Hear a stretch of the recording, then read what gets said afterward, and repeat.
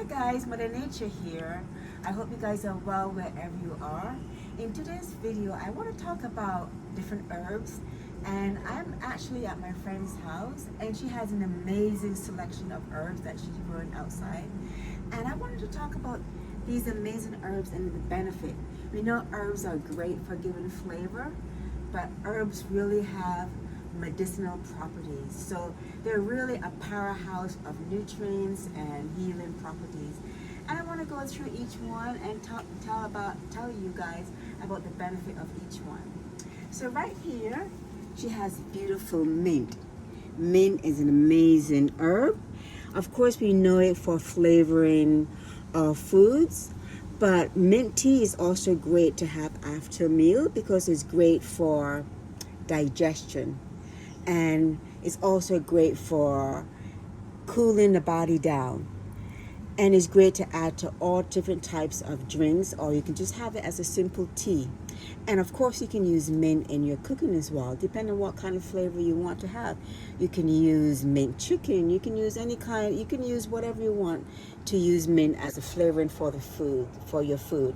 But of course, it's great for drinking as a tea, especially after a meal. And then we have here, well, this is some kale. It's not an herb, but kale is amazing. Kale is high in calcium. It's a great leafy vegetable to have on a regular basis. So then here we have rosemary. Rosemary is one of my favorite herbs because it's high in vitamins. It has vitamin K. It has calcium. It's an amazing, amazing herb.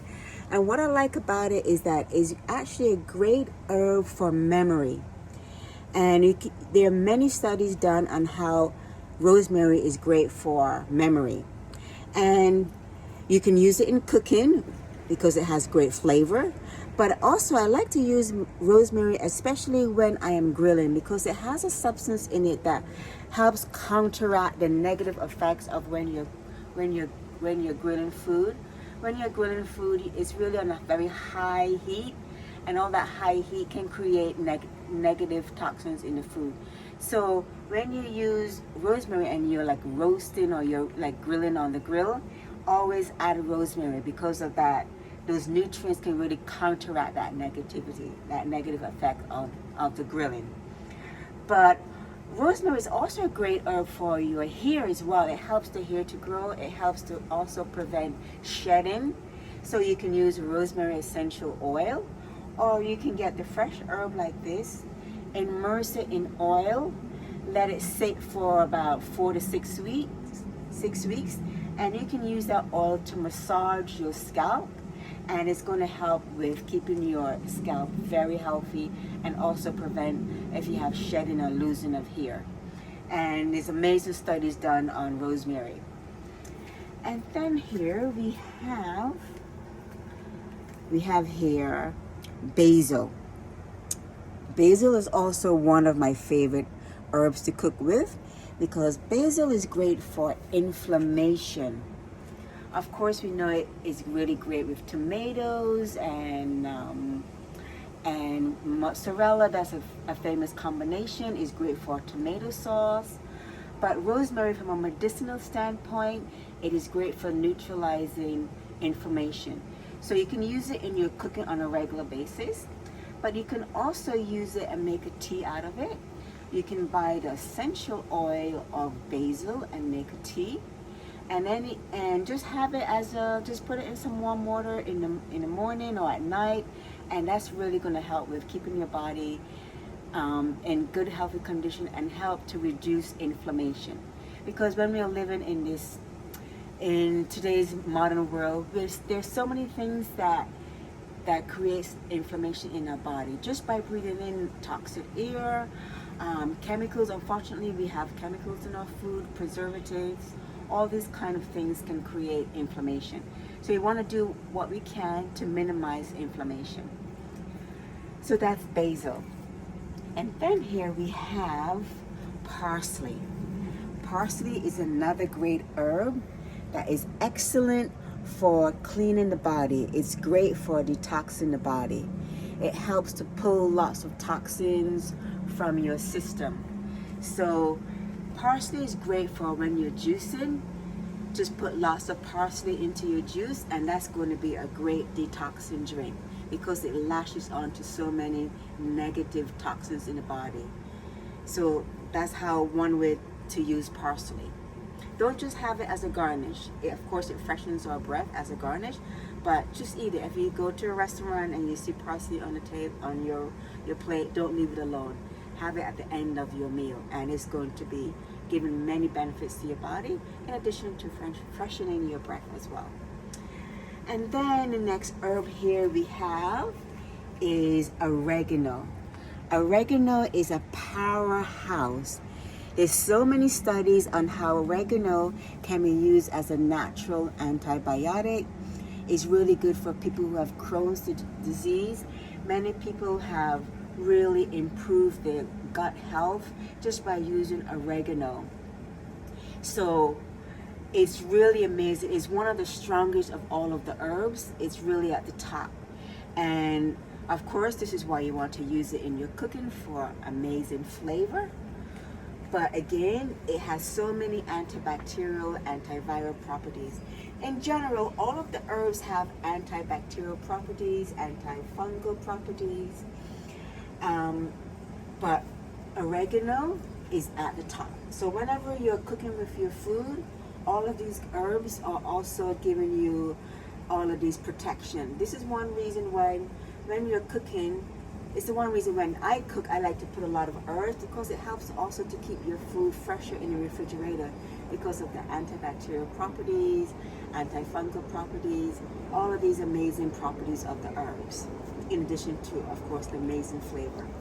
So oregano, always have oregano in your house, especially the essential oil of oregano. Also essential oil of rosemary is amazing to have, because what I like to do in the wintertime with the essential oil is I like to massage it underneath my feet or on my stomach with a cream, and it's great for protecting you from coming in contact with lots of germs. So that method helps to keep your immune system strong during the wintertime. So that is oregano. Now we have sage. Sage is another herb that is amazing for memory as well. But sage also has another benefit. It's actually very good for diabetics because it helps to lower blood glucose. Actually, rosemary also has that benefit too. And so does sage. It helps to lower your blood glucose. So if you are diabetic, you want to include sage on a regular basis in your meals. You can have it to cook with as a flavoring, but you can have sage tea maybe 2-3 times a day, and it's really going to help to neutralize all of that blood glucose in your system. And also, if you are just a person who loves to eat lots of sugary stuff, and you want to counteract having lots of desserts maybe one night, having some sage tea after that 2 or 3 cakes of dessert that maybe you've had, sage tea is really going to be great for that, because it's going to counteract that negative effect of all of that sugar in your system. So that is sage. We have lots of sage here. And then this here finally is thyme. And thyme is amazing. Thyme has, again, lots of great benefits for, of course, it gives nice flavor, but it has a lot of benefits for your system. Has lots of vitamins in it. All of these herbs, you can find a degree of vitamins, vitamin C, vitamin K. Some will have more than others, but these herbs give you so much nutrients. It's the same as having a bowl of kale.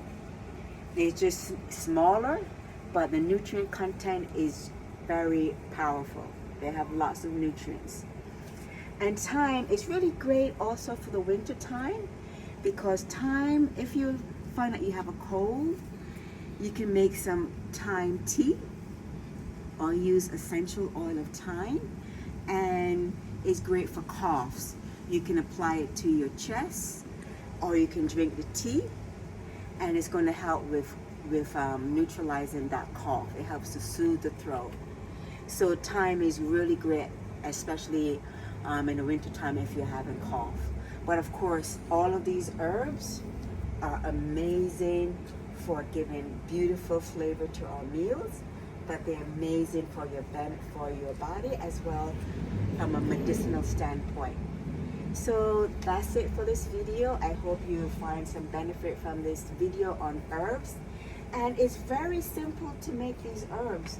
Or in the summertime, all you have to do is just have some soil. You put these herbs in, and they grow very quickly and easily.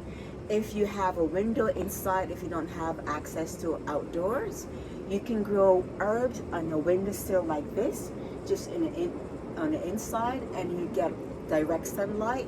That's a great way to also grow herbs if you don't have access to outside gardening.